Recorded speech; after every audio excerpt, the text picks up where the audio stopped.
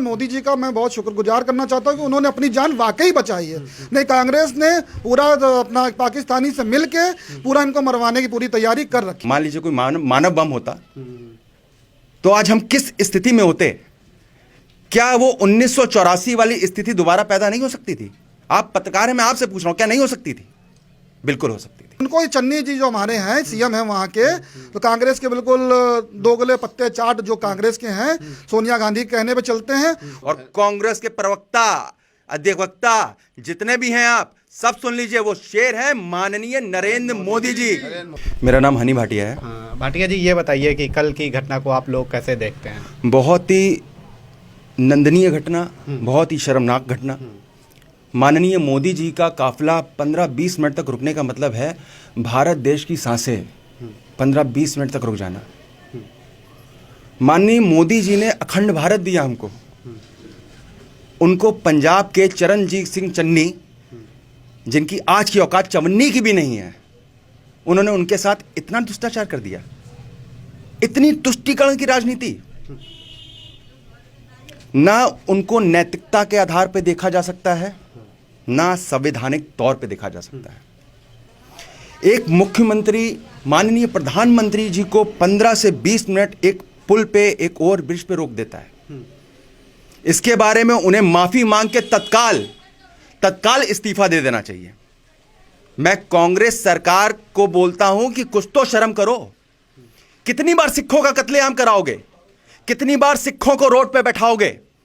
ये पाकिस्तान और आईएसआईआई जो कर रहे हैं, यही कांग्रेस करना चाहती है।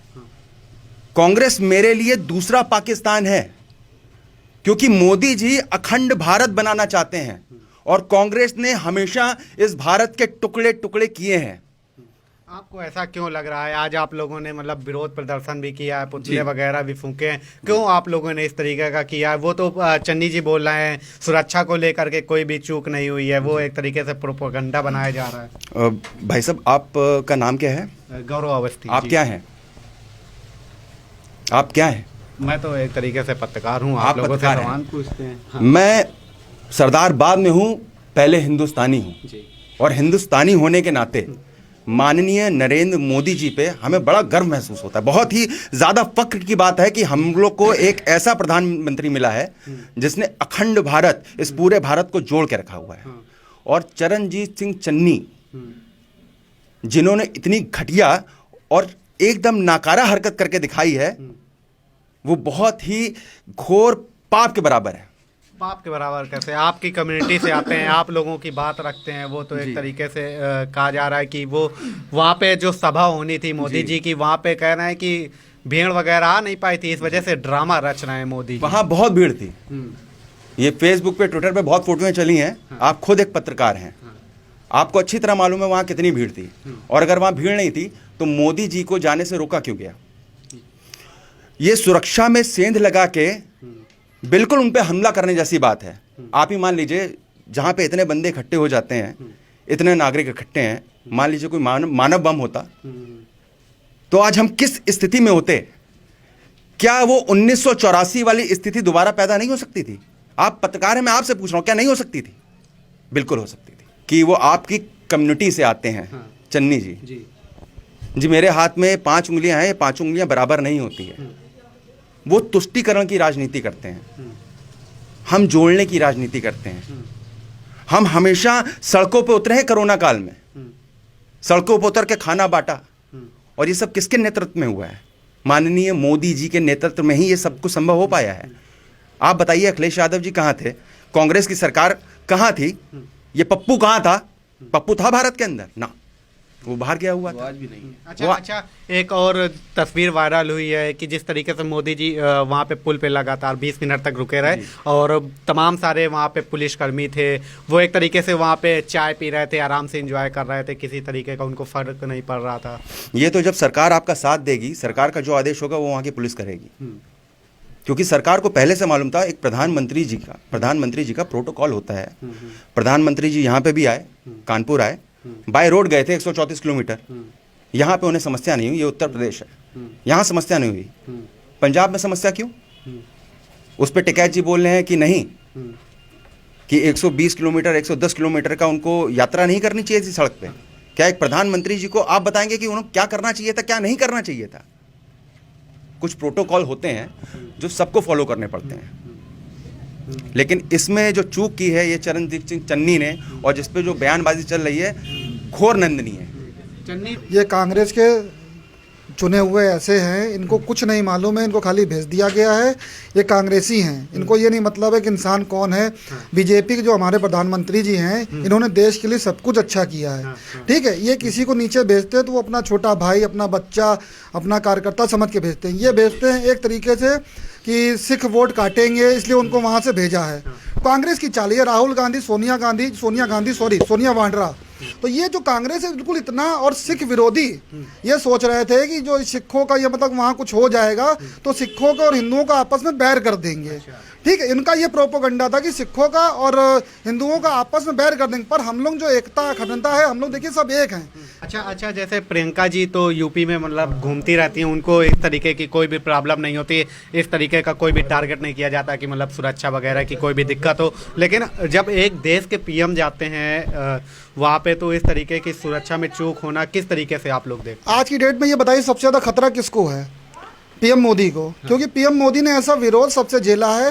सारी अन्य पार्टियां जितनी हो, चाहे कांग्रेस हो, सपा हो, बसपा हो, सारी एक तरफ हो गई एक शेर को हराने के लिए, एक भाजपा को हराने के लिए। ऐसा नहीं होना चाहिए था। इन्होंने पूरी प्रोटोकॉल को तोड़ के पूरा ऐसा कर दिया। 10 किलोमीटर की पाकिस्तान बॉर्डर रह गया था, 10 किलोमीटर की अगर वहाँ से मिसाइल फेंक दी जाती, मतलब छोटा सा मिसाइल ही फेंक देते, मोदी जी की गाड़ी उड़ जाती। पर उन मोदी जी का जो पूरा जो उनकी जो क्या सुरक्षा घेरा होता है, एसपीजी जो होता है, उन्होंने पूरा अपना प्रोटोकॉल मेंटेन करते हुए 10-15 मिनट के अंदर उन्होंने वहीं से यू टर्न लेके वापस अपना जाने का प्रस्ताव रखा, क्योंकि आगे उनको भरोसा नहीं था कि आगे क्या हो सकता है। वो पूरा प्रोटोकॉल उन्होंने अपना दिमाग लगाया। इसमें मोदी जी का मैं बहुत शुक्रगुजार करना चाहता हूँ कि उन्होंने अपनी जान वाकई बचाई है। नहीं, कांग्रेस ने पूरा अपना पाकिस्तानी से मिलके पूरा इनको मरवाने की पूरी तैयारी कर रखी थी। क्या लगता है कि कुछ साजिश वगैरह भी हो सकती थी क्या वहाँ से? मतलब आप जैसे बात कर रहे हैं कि बॉर्डर भी पास ही में लगता है, तो क्या लगता है कि कुछ साजिश वगैरह की वो बिल्कुल समझ लीजिए ना, आप समझिए ना कि पाकिस्तान को हराने और पिछाड़ने में सबसे ज़्यादा सहयोग किसका है? भाजपा सरकार माननीय नरेंद्र मोदी जी का है, ठीक है। उसके अलावा कौन है? तो मोदी जी के जितने भी ये दुश्मन हैं, एक तरह दुश्मनी हो गए ना ये लोग, तो कहीं ना कहीं किसी ना किसी को अपने सपोर्ट में दल बल छल सबसे लेके खरीद सकते हैं। जब उसमें और कांग्रेस बिकने के लिए बिल्कुल तट पर तैयार खड़ी है। अभी कुछ कितना 84 दंगा करा दिया कांग्रेस ने, तो कराया था, किसने कराया था? और इनका सबसे बड़ा प्रोपोगंडा ये है कि भाजपा को कहीं ना कहीं से नीचे गिराया जाए। और मोदी जी वो कहते हैं देखो मेरे नीचे गिरने से कुछ नहीं होगा, जहाँ की हमारी जनता तैयार है, क्योंकि हम सबका साथ सबका विकास लेके चलते हैं आगे। कह रहे हैं कोई बड़ी बात थोड़ी है। अब मान लीजिए जैसे प्रधानमंत्री जी जा रहे हैं, कोई किसान विरोध कर रहे होंगे, वो अपनी बात रखना चाह रहे होंगे, तो उन्होंने काफिला रोका होगा, वो अपना प्रदर्शन कर रहे थे, तो इसमें क्या बड़ी बात हो गई? क्यों प्रोपोगंडा बनाया? ये बताइए। अच्छा, जब एक सीएम निकलता है तो उसका प्रोटोकॉल, सीएम की मैं बात कर रहा हूँ, प्रोटोकॉल उसका इतना मजबूत होता है कि उसके आधे से एक घंटे पहले उनको रिहर्सल किया जाता है कि वहाँ पर जगह खाली है क्या नहीं है, ठीक। क्या मोदी जी आ रहे होंगे तो रिहर्सल नहीं हुई होगी? हुई थी। जब मोदी जी वहाँ बिल्कुल 2 मिनट के रास्ते में, तो वहाँ से किसान जो झाड़ी वगैरह में छुपे हुए थे, उनको ही चन्नी जी जो हमारे हैं सीएम हैं वहाँ के, तो कांग्रेस के बिल्कुल दोगले पत्ते चाट जो कांग्रेस के हैं, सोनिया गांधी कहने पे चलते हैं, उनको तुरंत अपने किसानों भाइयों को भेज के, सिख समाज को भेज के, किसानों को सिख समाज को भेज के कि इनका वहाँ विरोध करा देंगे। सिख और हिंदू में आपस में लड़ पड़ेंगे, क्योंकि मुसलमानों से तो कुछ हो नहीं पा रहा है। तो सिख जब इनकी कम्युनिटी में, सिख कम्युनिटी जो उनके साथ होती चली जा रही, मोदी जी के साथ में हो रही है, तो उनको विरोध प्रकट करना था। और फालतू का प्रोपोगंडा फैला रहे हैं कि सिख उनके साथ है, कांग्रेस साथ है। सिख हमेशा भाजपा के साथ और भाजपा साथ रहेगा। 1.5 सालों से किसान बैठे हुए हैं। हाँ। और मतलब 15-20 मिनट बैठना पड़ गया। हाँ, तो सिद्धू जी कह रहे हैं 15-20 मिनट बैठना पड़ गया, तो उसमें क्यों परेशान हो गए? 1.5 सालों से किसान बैठे हैं, तब कोई दिक्कत नहीं। मेरे को सिद्धू की एक बात नहीं समझ में आती कि पहले ये जो थाली का बैगन है वो बनना बंद करे, भाषणबाजी उसके बाद करे। अगर मैं भाजपा में हूँ, मैं भाजपा का कार्यकर्ता था, मैं आज जिस पद पे हूँ मैं भाजपा में हूँ, मैं कांग्रेस में नहीं गया, मैं किसी में नहीं गया। मैंने भाजपा की एक अच्छी जोड़ने वाली, एक अखंड भारत वाली राजनीति का हिस्सा बना हूँ मैं। उसकी तरह थाली का बैगन नहीं हूँ कि भाजपा में आओ तो उसको को मुन्नी बदनाम हो गई, और जब कांग्रेस में जाओ तो मोदी जी के खिलाफ अंटशंट बोलो। वो पहले अपना दिमाग सही करे और अपने दिमाग के लिए ठोको-ताली कर ले, तब वो बंदा ठीक हो पाएगा। वो ऐसा ठीक नहीं हो पाएगा, वो मानसिक बीमारी से गुजर रहा है बेचारा।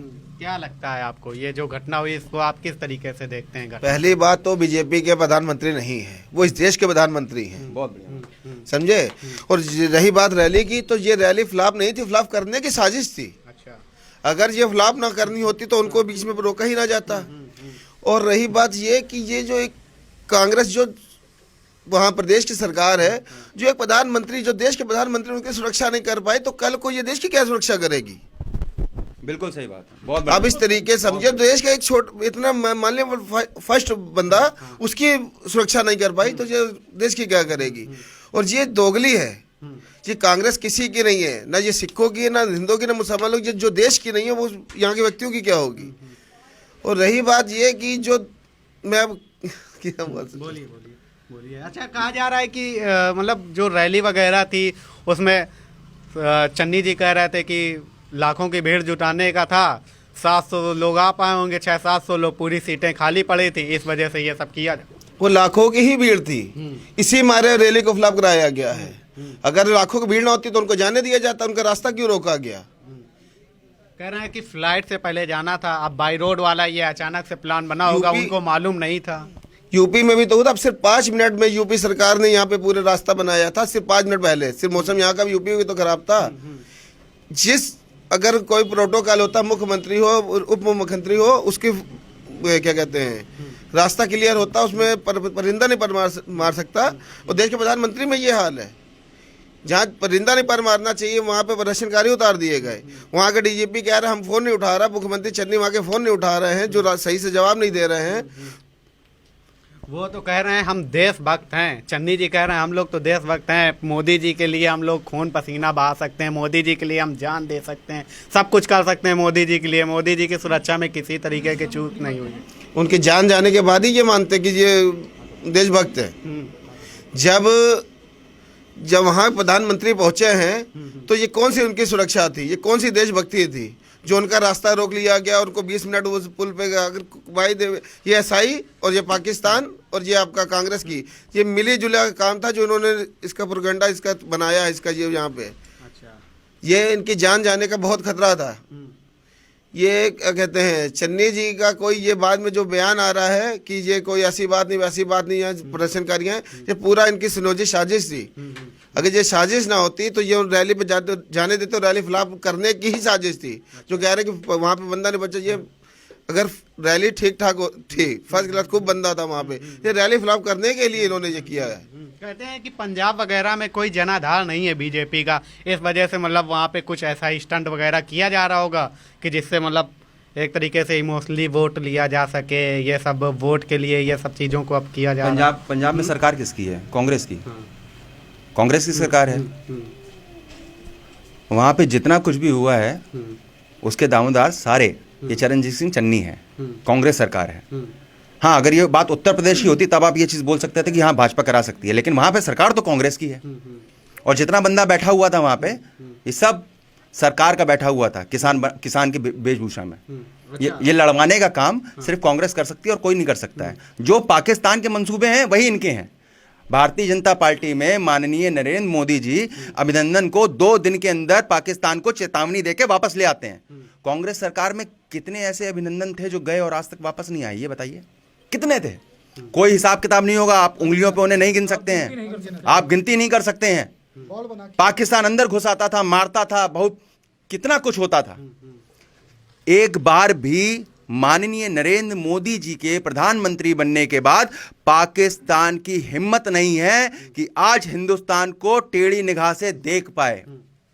माननीय नरेंद्र मोदी जी ने 370 हटाई, बोला गया था कि बहुत कुछ होगा, नहीं हुआ। ये होता है एक प्रधानमंत्री जो अखंड भारत की तरफ, जहां पे हिंदू, मुस्लिम, सिख, ईसाई सब प्यार से रहें, सबके बीच प्यार हो, ऐसा प्रधानमंत्री ना हुआ था ना होगा। माननीय मोदी जी एक ही हैं, एक ही रहेंगे, हम लोग के लिए वो देव तुल्य हैं। अच्छा, जो कहा जा रहा है कि अब ये सब टीवी पे बस रिहर्सल कराया जा रहा है, टीवी पे था। सरकार आपकी है, जवाबदेही आपकी है। कांग्रेस की सरकार है, जवाबदेही आपकी है। पहले तो चन्नी जी ये बताएं कि माननीय मोदी जी का फोन उठाया क्यों नहीं, और प्रशासन वहां पे चुस्कियां ले रहा है चाय की, आराम से बैठा हुआ है, टीवी पे लाइव दिख रहा था, चुस्कियां ले रहा है चाय की। कैसे ले रहा था भाई? कांग्रेस सरकार है, प्रशासन पे बिल्कुल बल होना चाहिए। यानी आपने प्रशासन को पहले से निर्देश दिए हुए थे कि मोदी जी की सुरक्षा में सेंध करनी है। ये तो शुक्र है ऊपर वाले का कि हमारे माननीय मोदी जी वापस आ गए और उनका बयान था कि बहुत बहुत धन्यवाद, मैं जिंदा लौट आया हूं। और एक चीज और बता दूं, 10 गीदड़ों के जंगल में आ जाने से राजा बदल नहीं जाता, राजा शेर ही होता है। और वो शेर सिर्फ और सिर्फ एक है, चन्नी जी। और कांग्रेस के प्रवक्ता, अध्यक्षता जितने भी हैं आप सब सुन लीजिए, वो शेर है माननीय नरेंद्र मोदी जी। उत्तर प्रदेश में योगी जी और पूरे भारत में मोदी जी का डंका बजता है, डरते हैं लोग। और पंजाब में? हाँ? पंजाब में किसका डंका बजता है? चन्नी जी का। पंजाब में मोदी जी का डंका बजने वाला था, यही तो डर था, यही तो डर था। वो भीड़ देख के डर इनको लगा है, भाजपा को नहीं ले सकता। यहां पे जन सैलाब उड़ाया था कानपुर में, कहां कहां से लोग नहीं आए थे खाली मोदी जी को सुनने कि ऐसे देवतुल्य जिन्होंने अखंड भारत बना दिया, उस मोदी को खाली एक चेहरा, एक झलक देख लें, एक सेकंड के लिए देख लें।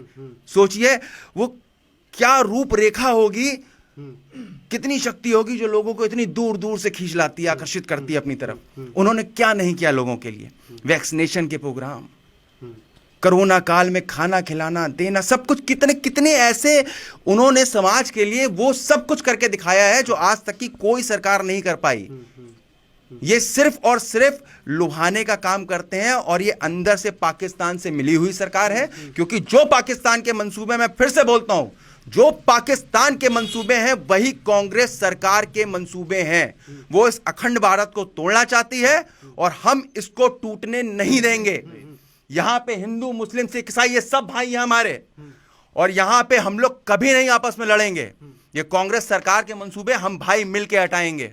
अच्छा, उत्तर प्रदेश में तो प्रियंका जी लगातार घूम रही हैं जी। अच्छा, हाँ, इस बारे में मैं आपसे जरा एक सवाल मैं आपसे करना चाहता हूँ। माफ कीजिएगा, आप पत्रकार हैं, ये सवाल आपको मुझसे करने का अधिकार है, मेरा नहीं औचित्य बनता है, लेकिन फिर भी मेरा एक सवाल है।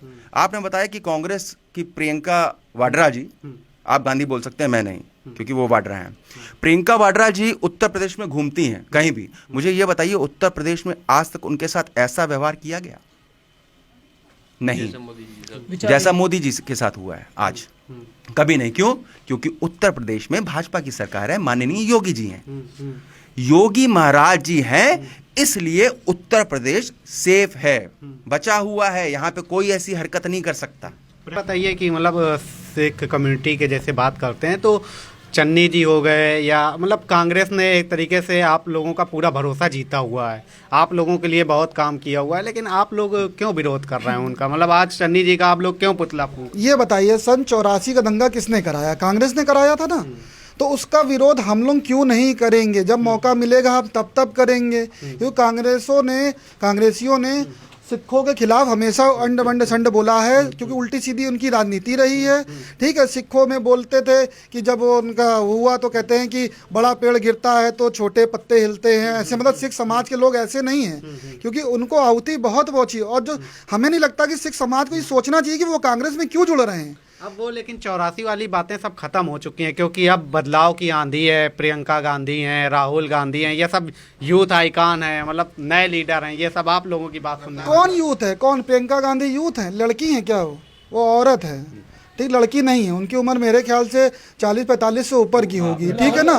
राहुल गांधी कितने हैं? वो 50-60 से ऊपर के होंगे। हम हैं यूथ, हम लोग हैं यूथ। देखे, ये यूथ है, ये यूथ है, दाढ़ी नहीं सफेद हुई है, तो हम लोग हैं, हम लोग आगे पहुंचेंगे। अगर 50 साल के आदमी, तो ये लोग, उन लोगों को राजनीति करने का खाली इनको पुश्तैनी पैसा है। इनका ये 10 बार चुनाव लड़ेंगे तब भी इनका पैसा नहीं, क्योंकि इतने 70 सालों में ये कांग्रेस सरकार ने इतना पैसा खाया, इतना पैसा खाया कि 50 बार भी चुनाव लड़ जाए इनके पास पैसा ही नहीं खत्म होगा। इतना पैसा इनके पास पड़ा हुआ है। सन 84 दंगा हुआ, दंगाइयों को आज तक, आप मनमोहन सिंह जी थे, आज तक कभी जवाब नहीं दे पाए, आज तक उन्होंने कभी कटघरे में नहीं खड़ा किया। आज हमारे मोदी जी ने भाजपा के कांग्रेसियों को जड़ से उखाड़ दिया और उनको सजा दी। टाइटलर जैसे इंसानों को सजा दे दी उनको। बताइए, आज तक कभी कांग्रेस सरकार में कभी नहीं हुआ, भाजपा में हुआ है। अच्छा भैया, ये बताइए कि कैसे देखते हैं ये जो घटना हुई है, मतलब वहाँ पे कैसे किसान पहुँच गए होंगे, वहाँ पे क्या लगता है? ये सब साजिश के जरिए भेजे गए हैं और क्या है। साजिश के तरीके भेजे गए हैं। अच्छा, साजिश के तरीके, मतलब कम बोल पा रहे हैं एक चीज और भी लोग हैं। भैया ये बताइए कि मतलब क्या लगता है आपको कि वहाँ पे कैसे इतने सारे लोग पहुँच गए होंगे पीएम की सुरक्षा काफिले फ्लीट के बीच में? देखिए, सबसे पहले तो मैं इस घटना की घोर निंदा करता हूं। जैसा हुआ है हमारे देश के प्रधानमंत्री जी के साथ, जो भी हुआ है वो बहुत ही निंदनीय है।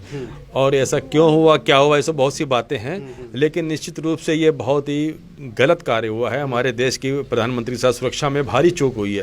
उनको रोकने का और उनका काफिला 20 मिनट तक रुकवाने का या किसी भी कारणवश रुका हुआ कोई औचित्य प्रतीत नहीं होता, कोई सामान्य जनता को समझ में आने वाली बात नहीं है। अभी पिछले दिनों हमारे कानपुर में प्रधानमंत्री जी के आने का हम लोग को सौभाग्य प्राप्त हुआ। हमने उनकी बातचीत सुनी।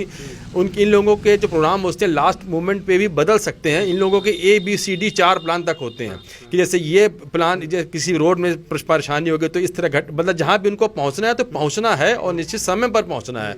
ये पहुँचाने का दायित्व तो राज्य सरकार का होता है, क्योंकि राज्य सरकार के पास पूरा जो है पुलिस प्रशासन उनके अंडर में रहता है।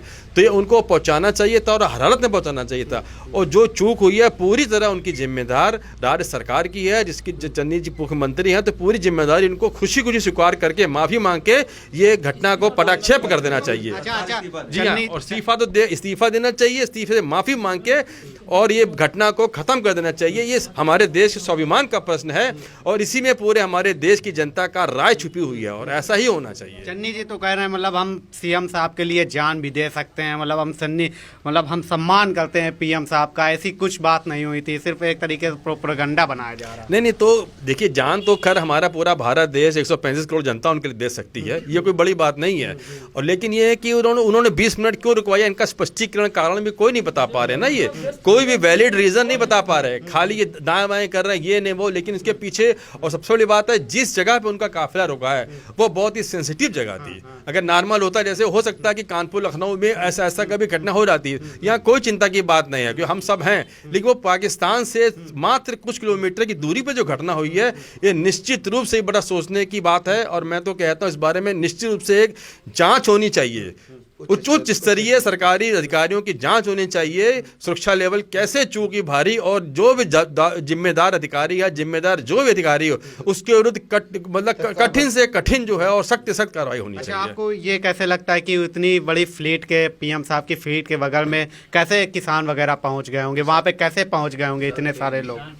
निश्चित रूप से ये वो किसान कौन कह रहा है, हमें तो ये समझ में नहीं आ रहा है ना। वो तो सुनियोजित एकदम इनका षड्यंत्र था और भीड़ पहुंचाई गई है, कांग्रेसियों की भीड़ पहुंचाई गई है वहां पे। वो कांग्रेसी थे और निश्चित रूप से वो उनके मन में क्या था ये वो बेहतर जानते हैं, हम सब भी समझते हैं। लेकिन उनको सभी बात कबूल कर लेनी चाहिए कि निश्चित रूप से मोदी जी की जान को खतरा उत्पन्न किया गया था वहां पे, जिसके लिए हम सब घोर निंदा करते हैं। कह रहे होंगे फ्लॉप शो है वहां पे, मतलब जिस तरीके से कहा जाता है कांग्रेस शून्य है एक तरीके से, मतलब वहां पे बीजेपी का कोई जनाधार नहीं है। तो इस तरीके से स्टंट किया गया, हो सकता है कि मतलब पब्लिक में आने के लिए, अपनी एक इमेज बनाने के लिए इस तरीके से प्रोपेगेंडा रचा गया। वहाँ पे भीड़ वगैरह भी नहीं थी रैली में उनकी। अगर ये बात वो सच मानते तो उनको पहुँचने देते, फिर ये फैसला वहीं तभी हो जाता ना। तो क्यों नहीं जाने देगा उनको वहाँ पे? अगर भीड़ कम थी, उनका दावा है, हम इस बात को नहीं मानते, वहाँ भीड़ बहुत थी, लेकिन अगर फिर भी अगर उनके मन में 1% कहने की बात है तो वहाँ पहुँचने देते, पता चल जाता कि भीड़ है कि नहीं है। जब पहुँचने नहीं दिया गया, सभा रैली उनको कैंसिल करनी पड़ी, तो क्या फर्क पड़ता है इसी? तो बाद में खिसियानी बिल्ली खंभा नोची वाली बात मुझे प्रतीत होती है। भी कह रहे हैं कि 1.5 सालों से किसान बैठे रहे, 15-20 मिनट के लिए रुक गए, तो उसमें क्या बड़ी बात हो गई? अब देखिए, सिद्धू जी के बारे में तो जा रहे हैं, हमारे मित्र ने पहले बोला है थाली के बैगन हैं, उनकी बात का क्या भरोसा किया जाए, क्या नहीं किया जाए। और वैसे तो हर एक जनता की बराबर कीमत है, लेकिन फिर भी प्रधानमंत्री का एक एक मिनट कीमती होता है।